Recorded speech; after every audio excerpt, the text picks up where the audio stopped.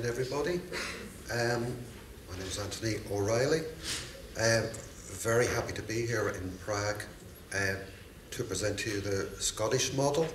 It's my first time in Prague, and I was very surprised to find when myself and Sheila arrived last night that the climate is very similar to Glasgow, wet and windy. So we feel very much at home already. So I want to present to you, I'm going to start with a little bit of background to the Scottish Credit and Qualifications Framework. I'll then go on to talk about the partnership who manage the framework, and then I want to talk about what the actual aims of the framework are. But then to move on to how qualifications and learning programs actually get onto the framework and the process that we use for that, and the structures that we have in place to ensure that that process is quality assured and so on and so forth. So hopefully it will all be very clear in about 20 minutes time. Okay, if not, happy to take one or two questions. Okay, so just to start with a little bit of background for you. The Scottish Credit and Qualifications Framework was originally developed back in between 1998 and 2001, and the timing of that meant that it was possible to bring together existing systems of credits which had been in operation for a number of years, with a new framework of levels that had been implemented as part of a school reform, and a reform of general vocational qualifications around about the 1990s. These developments were also informed by the emerging National Qualifications Framework for Higher Education, which was also being developed around that time. So the SQF then was formally launched in 2001. So we are one of the oldest frameworks in the world. I think, who's going to question me there? Maybe? No? In essence, though, the Scottish framework was constructed from existing definitions of qualifications rather than creating new ones. And the purpose was to make sure that the system of qualifications and how they relate to each other was easily understood. It was also intended to address reforms of previous years so as to build on, to consolidate and improve on about a quarter of a century of change across the Scottish education system, where formal qualifications were very much outcome-based, made up of credit-bearing units and subject to methods of formal assessment. So, unlike most other national qualifications frameworks, the SCQF was intended to consolidate rather than to initiate these kinds of reforms.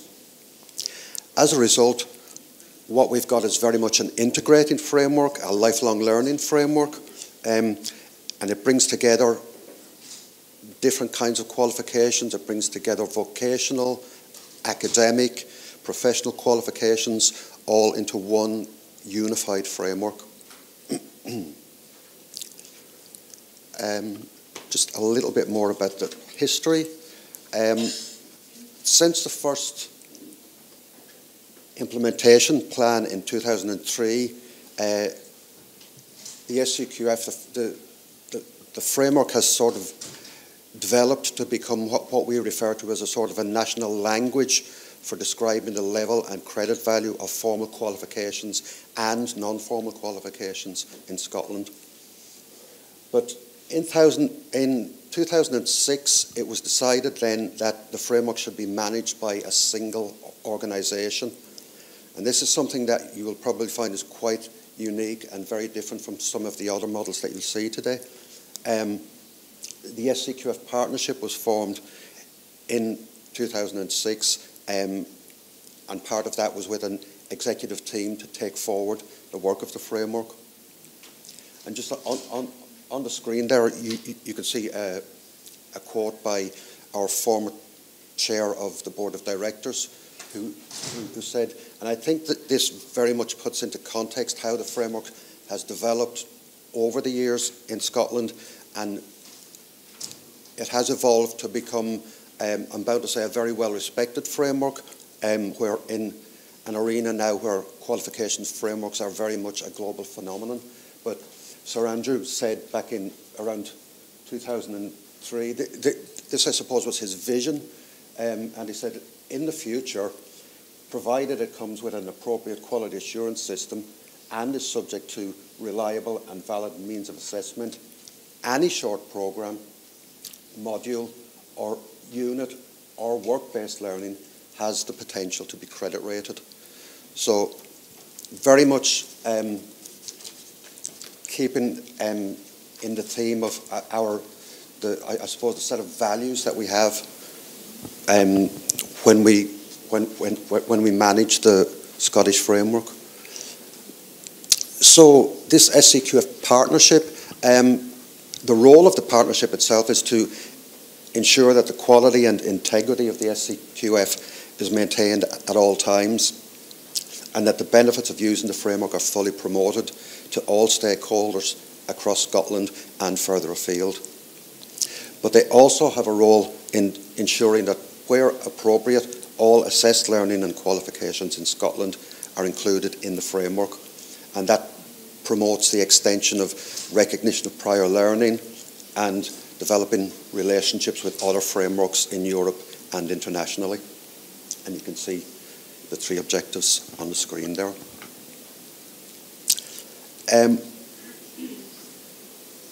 One of the principles that underpins our framework is that there should be what we call a parity of esteem between comparable learning. So what we mean by that really is, in principle, a level 7 qualification that a learner may gain at a university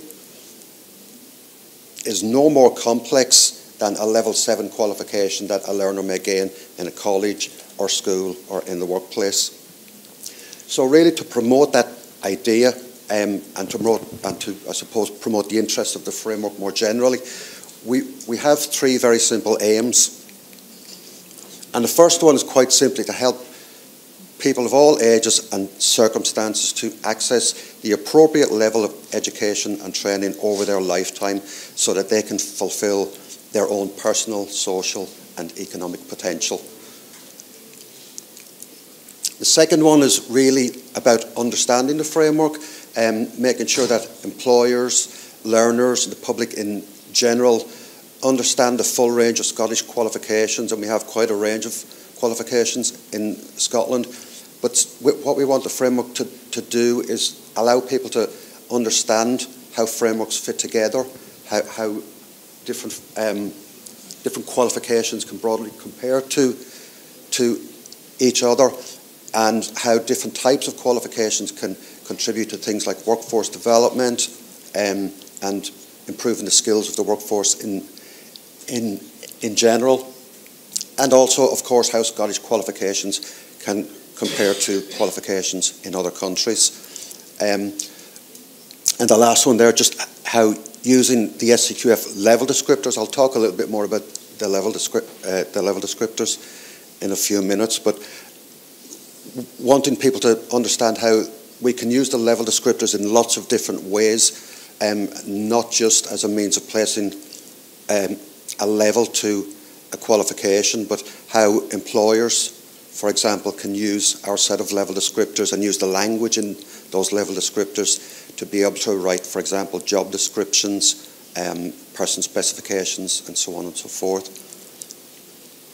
And just finally then, the final aim that we've got is we want to provide a framework which can support very much the aims of fair work and social justice by ensuring it provides tools and resources which can recognise prior learning, as I've already said, and support progression and improve social inclusion. So three fairly straightforward aims, and if you haven't already seen it, this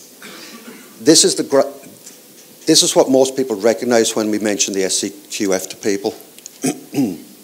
So we can clearly see here the 12 levels of the framework.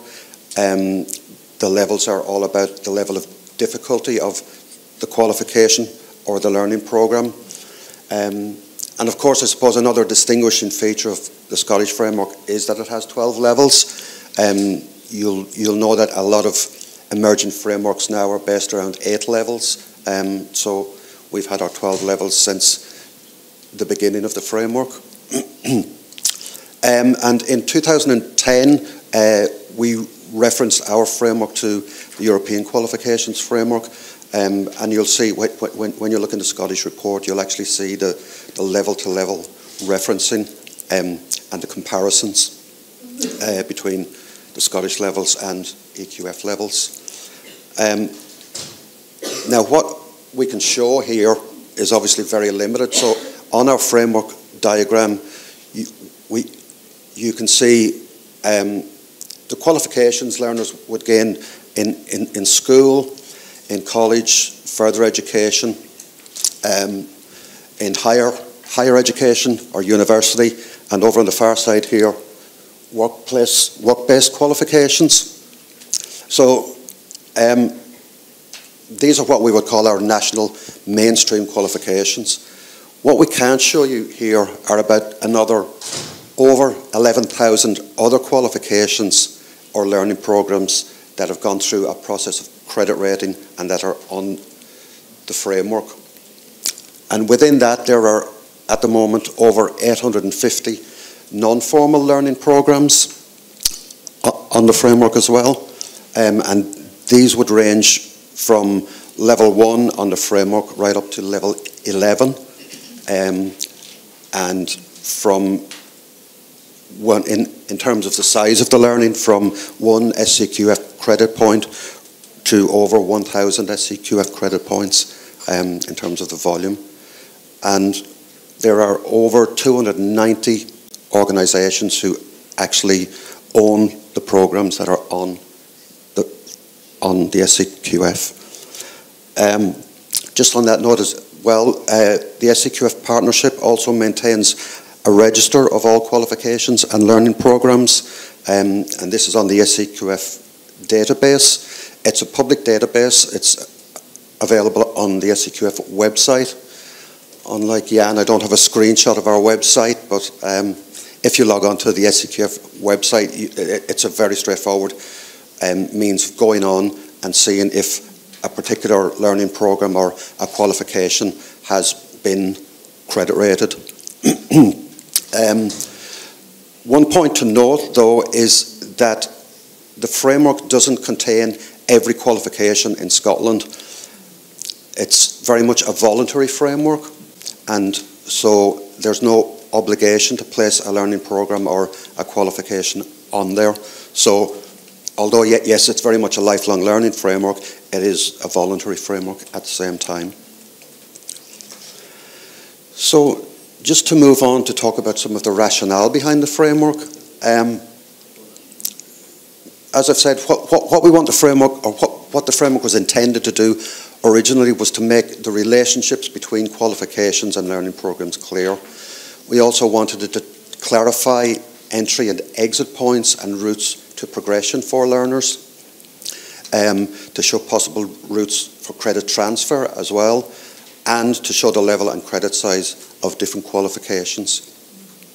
So by doing that, then the framework really serves as a tool to assist learners to plan their learning and to progress their learning. And because it clarifies levels and allows for the planning of a learning journey, we very much emphasise the fact that it helps to avoid or minimise duplication of learning. But one of the key things about the framework is that it provides a structure to allocate levels and credit points to qualifications or learning programmes. This process, you won't be surprised to hear, is called credit rating. And it's this credit rating process that is followed by all organisations who want to put learning programmes or qualifications onto the framework, regardless of whether it's formal learning or non-formal learning. and regardless of where it is in the education system. As well as that, we have one set of level descriptors for the 12 levels on the framework, and again, these apply across all qualifications and learning programs that are included in the framework, again, regardless of whether it's formal or non-formal learning. The level descriptors are really fundamental to the SCQF. They're the building blocks, if you like, to the framework. And what they do is they demonstrate in broad terms what a learner should be able to do and demonstrate at a particular level on the framework. And as I've said, since the level descriptors came into being, we're finding now that they are being used in lots of different ways by employers, by the learning community, and so on. So, in terms of what can go into the framework, there's no restriction on the type of qualifications that can be included on the framework in Scotland. You will have seen from the framework slide that it includes higher education, vocational education and training, work-based learning and so on. But to be included on the framework, learning needs to meet 4 quite specific criteria, and you can see these on the screen here. Each qualification or learning programme must have a minimum of 10 notional hours of learning, which is equal to 1 SCQF credit point. It must be based on learning outcomes, it must be formally assessed, and it must demonstrate internal and external quality assurance as well. So, quite simply, if a piece of learning or a qualification doesn't meet this criteria, it can't go onto the framework. And if an organisation or an institution would want a piece of learning to go on there, they may have to go back and look at their learning programme again to ensure that they are ticking these 4 boxes. In terms of, apart from the mainstream qualifications that I mentioned when I showed you the framework diagram, these, I suppose, are the typical owners of the non-formal qualifications or programmes, and they would be from professional bodies, they would be from employers, social partners like unions or voluntary organisations, and also from large public sector organisations like health, social care, the fire service, the police, and so on. Something to also mention here as well is that parts of the framework are regulated, and we have restrictions on things like titles and sizes of awards and so on. So in some cases, qualifications will be designed to a particular level and therefore they wouldn't be accepted at another level. So an example of that would be a higher qualification in school, which is required to sit at level 6 on the framework, or an honours degree in Scotland, which would sit at level 10 on the framework. And the rules and regulations for those are laid down by each relevant educational sector, and they would all be quality assured as well. Just the last thing on this slide here is the definition that we've used for non-formal learning, and you can see it there on the screen. So it's non-formal learning is broadly learning outside the formal school or vocational training or university system, taking place through planned activities, for example, with goals and timelines involving some form of learning support. So we're talking there about things like in-company training, it might be online learning, it might be courses organised by a third sector organisation or something like that. Very much the sort of type C qualifications that Horatio referred to back at the start of the morning. So that's the definition that we've used in Scotland for non-formal learning. So in terms of how learning can get onto the SCQF, and as I've said, to be included on it, a piece of learning has to go through this process called credit rating. So all of these credit rating bodies use this one consistent process with one set of guidance, and that guidance is outlined in the SCQF handbook. And the process also includes the use of those level descriptors that I've talked about as well, which describe levels of learning. The credit rating bodies then, at the moment we have 54 credit rating bodies in Scotland, and they're made up of all of the higher education institutions, the universities, all of the further education colleges. We have the Scottish Qualifications Authority, SQA.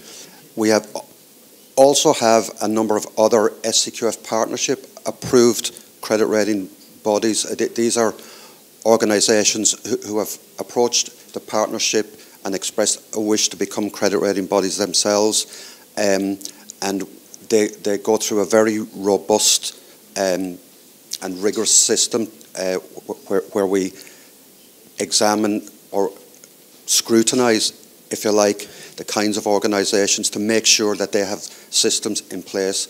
I'll talk a little bit more about that in a few minutes' time. But I suppose what I want to stress here is that the SCQF partnership itself is not one of the credit rating bodies.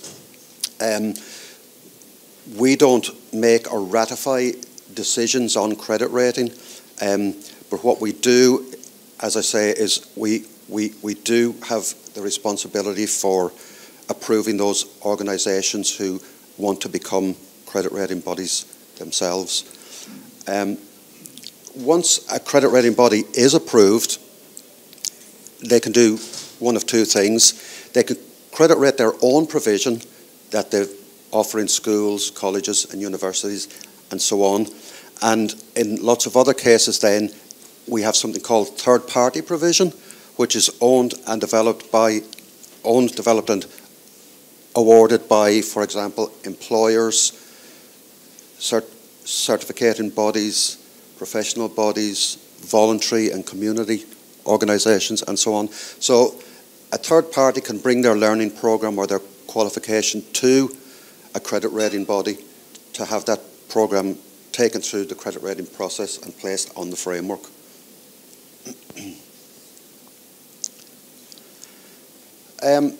Now, there are a range of different organisations involved in the credit rating process, so I think it's important to talk about roles and responsibilities of each one in terms of the quality assurance. And the structure on the slide here shows, I suppose, the main players. So a learning programme will be submitted by a submitting body, you'll see at the bottom of the screen there, to a credit rating body. And I think the philosophy that underpins this method is that it's these kinds of processes that promote higher standards and a greater degree of standardisation within organisations.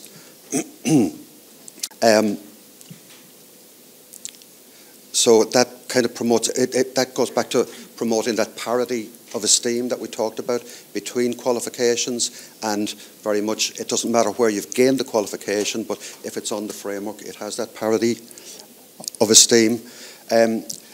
But crucially, because the system of credit rating is a devolved one, it's important that there is a quality assurance system to monitor that process, and this is carried out by a number of different agencies, and you can see up on the screen there's an organisation called Education Scotland who are responsible for looking after the college sector. We have the Quality Assurance Agency in Scotland who look after the universities and higher education, and for the Scottish Qualifications Authority, it's the Scottish Government and also an independent auditor who will look after those ones, and then the SCQF partnership themselves who would look at the quality assurance systems for SCQF approved credit rating bodies. So all of these credit rating bodies then have to demonstrate that their own internal quality assurance systems match the principles that we set out in the SCQF handbook and that one set of guidance and that one process that I've talked about. All of the quality assurance arrangements include regular evaluation of the organisations and their systems, and all of these external monitoring bodies that I've mentioned are themselves also subject to reviews of different kinds. I think I'm going to have to move a little bit faster here. So just to sort of recap on that then, the credit rating process, it's a very formal process, and it's the means by which learning is allocated a level and a number of credit points. It's the process encourages standardization within and across different organizations, and I suppose the idea of using the SCQF handbook and the level descriptors together is a way of ensuring that that process is followed and that one set of guidance is used widely right across the system. But there's no single mandatory process for organisations to carry out the credit rating function, but they are expected to follow the principles in the handbook.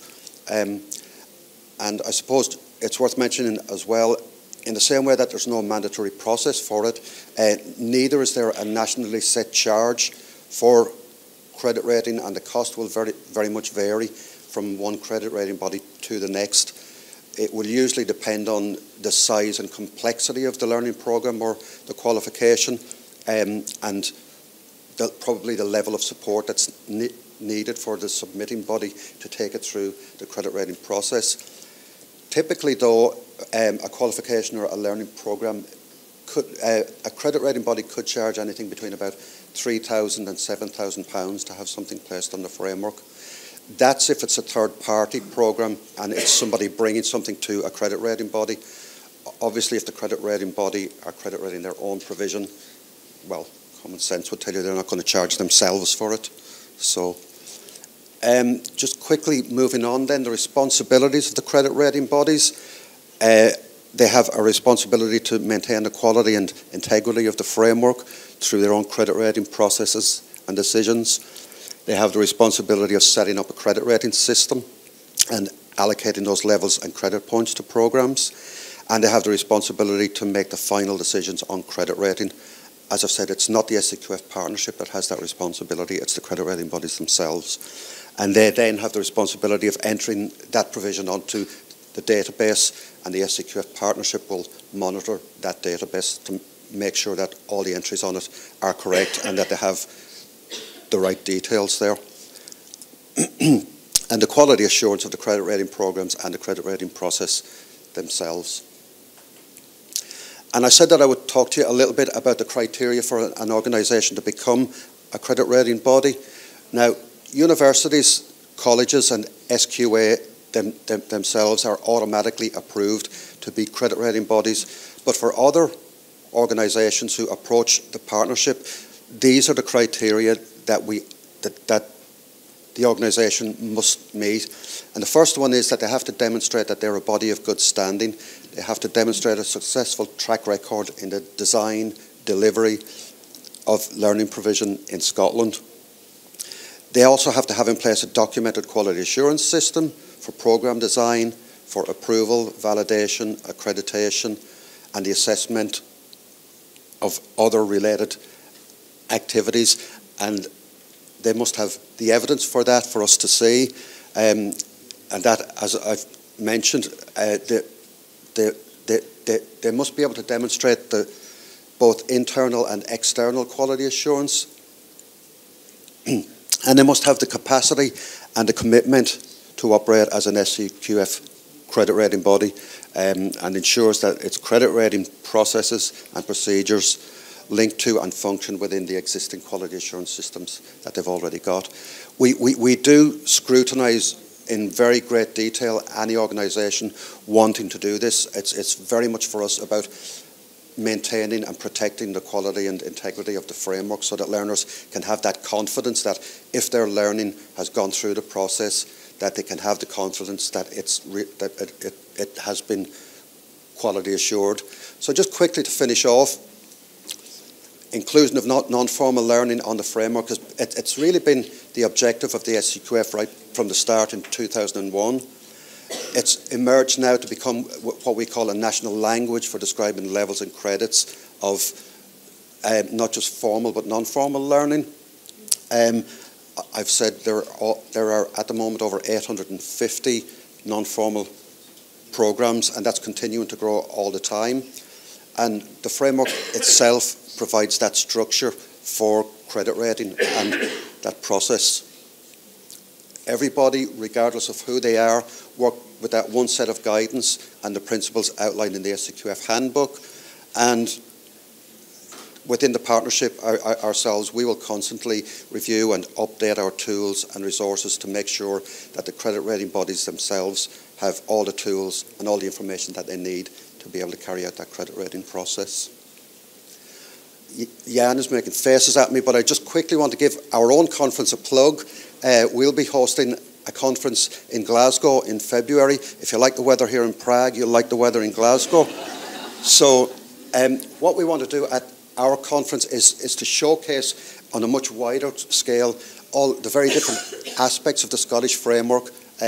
We're very pleased that we've got some very high-profile keynote speakers, not least the Deputy First Minister in Scotland, John Swinney. He's also the Minister for Education. So we're very pleased that he's going to come along, and we're going to have a wide variety of workshops talking about higher education, further education, the employment sector, and so on and so forth. The link is there at the bottom. We've got some flyers here as well, so come and speak to myself or Sheila if you want to find more about that. I've gone over time, sorry. Maybe one or two quick questions? Are we?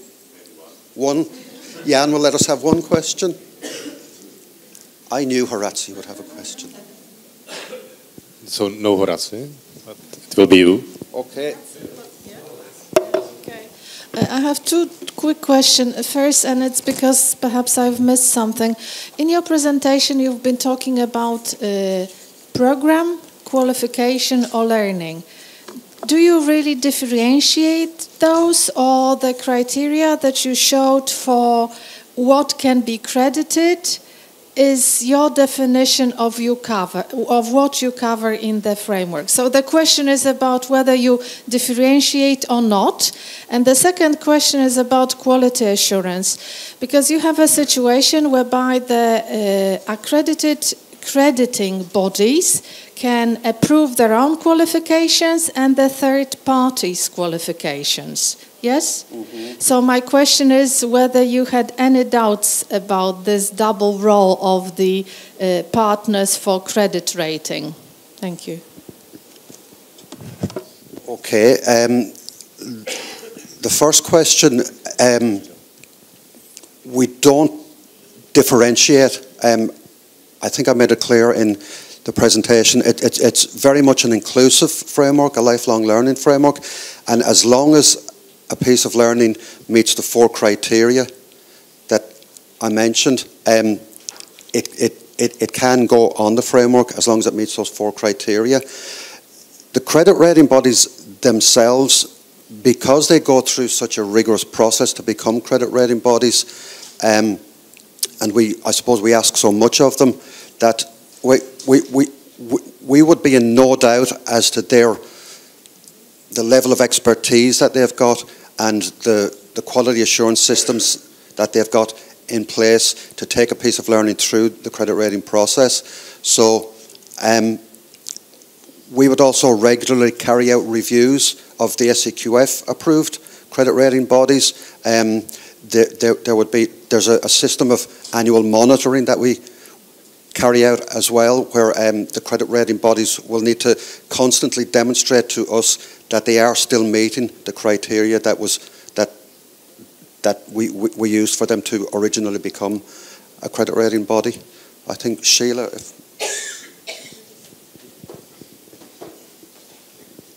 Maybe I can just add that, for all of our credit rating bodies, they're all quality assured by either ourselves. For the additional credit rating bodies like the police service and the fire service, colleges are quality assured by Education Scotland, so they look at the credit rating process within their reviews. QAA, the Quality Assurance Agency for Higher Education, look at universities and look at all their credit rating provision. So that goes on an annual basis, and then a larger, normally every 4 years, a much larger review, where we would sample qualifications, learning programmes, etc., that they've placed on the framework. Those would be sampled and the paperwork examined, and I was making sure that they have been following all the principles and processes that we have in our handbook. So there's quite a rigorous, albeit it's a very devolved system, there's quite a rigorous quality assurance system behind that. So for all, it's unlike a lot of frameworks, it's not all coming through one central government body. It's all arm's length from government and 54 different organisations doing it. There's quite a strict quality assurance system that backs that up.